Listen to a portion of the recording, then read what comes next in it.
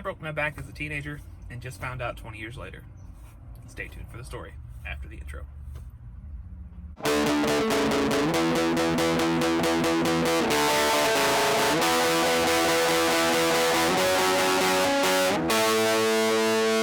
Eric's Red-tastic vlog. Okay, actually I'm going to eat my lunch first, but as soon as I'm done with this, then I'll share the story. It's a kickin' chicken sandwich from Zaxby's. It's really good. Love this sandwich. Okay, so story time. My girlfriend was giving me a back massage last night. Salt of the earth, sweetest woman on the planet. But she is a medical professional, and she knows a lot about bones stuff because of her profession. It's kind of ancillary, but she was kind of going down my spine, massaging my spine, and got about halfway down my spine. Was like, "This is weird. I can't feel your vertebrae here. It's like there's something on top of it. It feels weird. Doesn't feel the way it should." And she kind of pushed down my back at the top part. Here's where I can feel to here.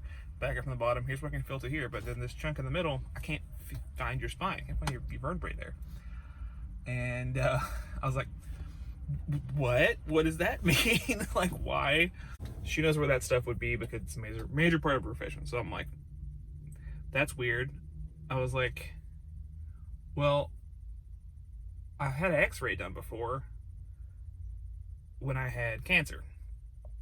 And side story here, just explain that story. Back in 2018, I had a lump, a nodule thing removed from my leg. I had it examined, or had pathology run on it, whatever, and came back as a rare form of cancer called leiomyosarcoma, cutaneous leiomyosarcoma, technically. It affects soft tissues. It was in my leg. Ended up having surgery done, had it removed. All good now. That kind of cancer, it's rare, but one of the things that does happen with it when you do get it is it can move to your lungs. So I had a series of CT scans and later X-rays to kind of keep an eye on that. It's fine, nothing spread. Caught it early, it was a very small thing, so nothing spread anywhere, and I'm good. So that's the sidebar there. But because of that, I got X-rays done. I had 2 X-rays.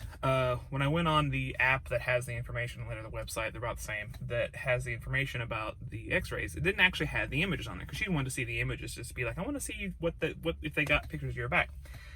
It didn't have the images, but it did have the description of the exam and what the findings were. And they were looking, like I said, for nodules or weirdness, anything that presented out of sorts that could be something else that needed to get a higher density scan, like a CT scan or whatever. Higher effective, whatever, scan. But on the findings, besides those things, was compression fracture. So apparently, at some point, I had a compression fracture. And so when one of the spinal columns, like if you look at it from the side, kind of did this, I went and squished.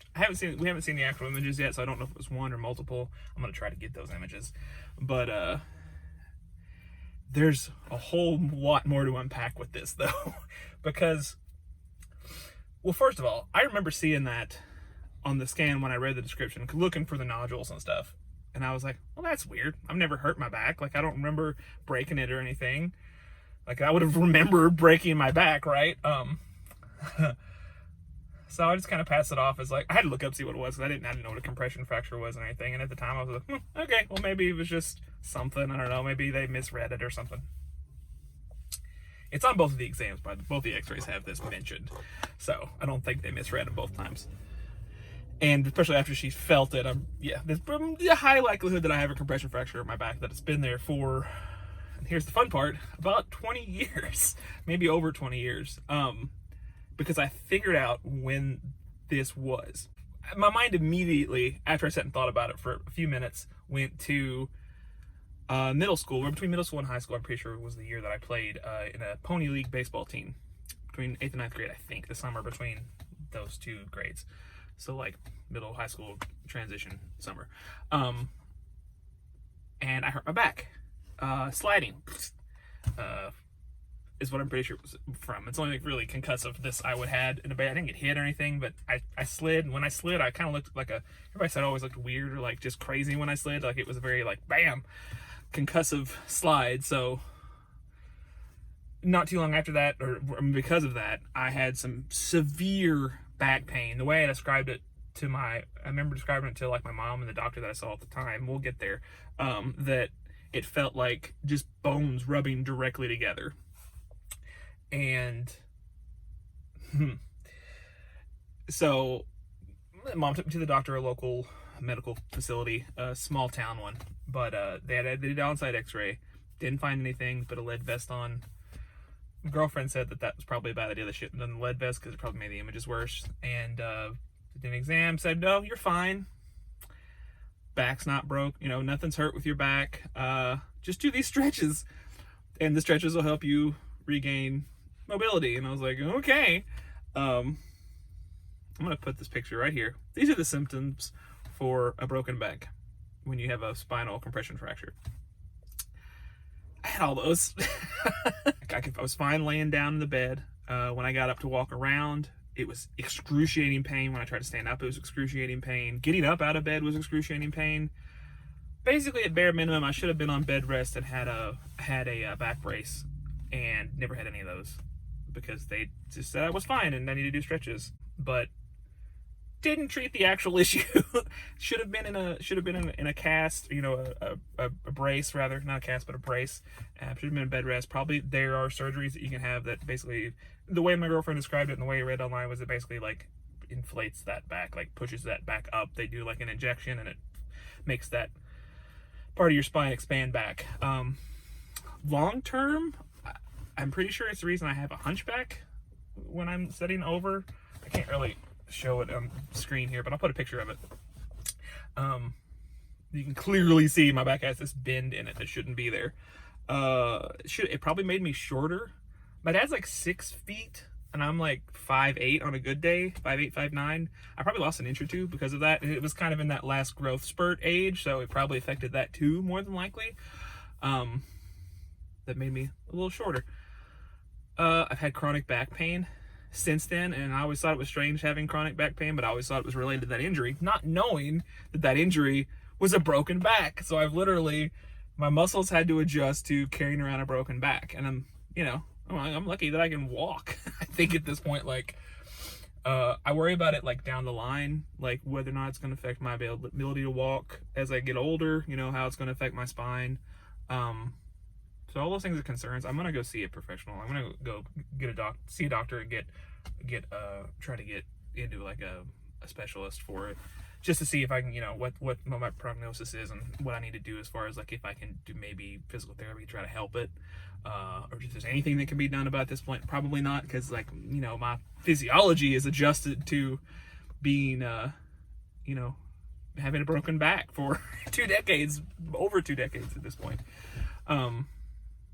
And it's just wild. It's just wild to think about, because of that misdiagnosis or lack of a diagnosis, and apparently like 2/3 of these go untreated because they're misdiagnosed as back pain.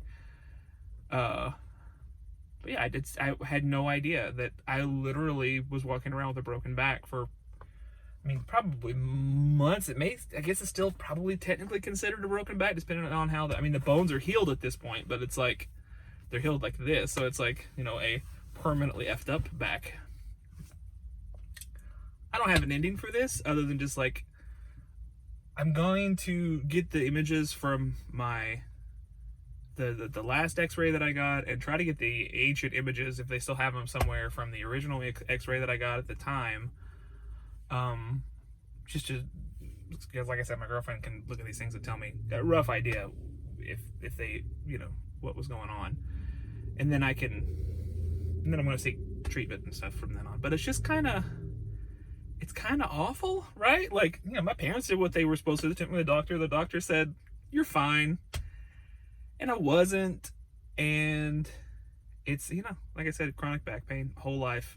Never really understood why exactly, because it's like, I got over that hurty thing, right? They didn't stop hurting. I wasn't in excruciating pain after a month or two, but yeah, it's wild to think about. There's like little stuff, like I hate bending over to pick stuff up. I can't do squats. I can't do sit-ups. I physically like those muscles don't work. That movement doesn't work for me. It never has. It never will, because all that stuff is messed up in my back. So that, I've always been super self-conscious about the bend in my back, because I always like joked about it. Oh, I'm a hunchback and all that stuff when I bend, but like it's like a serious thing that never, because of that misdiagnosis, never got taken care of. So it sucks.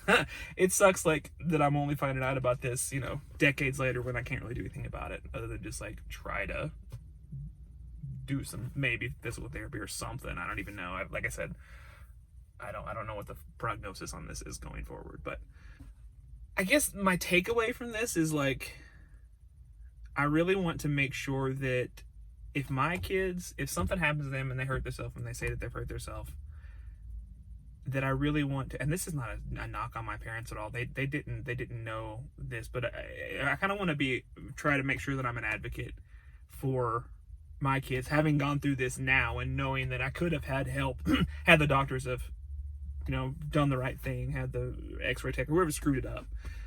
But like, I want to make a more concise effort to going forward, if they hurt themselves or something, if my kids hurt themselves, to try to make sure that they get the care that they need, and that we explore every option in terms of making sure that there's not anything wrong. Because I'd rather be over cautious and them be fine than not do enough and them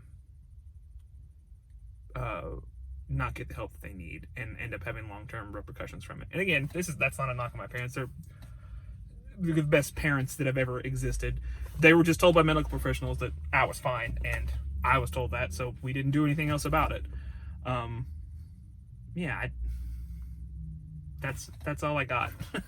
So yeah, that's the moral of this story. Is, I guess I can't do anything about it now, but hey, if your kid says something, I'm talking to everybody out there. If your kid, your family member, or something hurts themselves, and do something about it, because it could, cause a lot of crappy side effects going forward, and you can't always trust a medical professional to do their job correctly.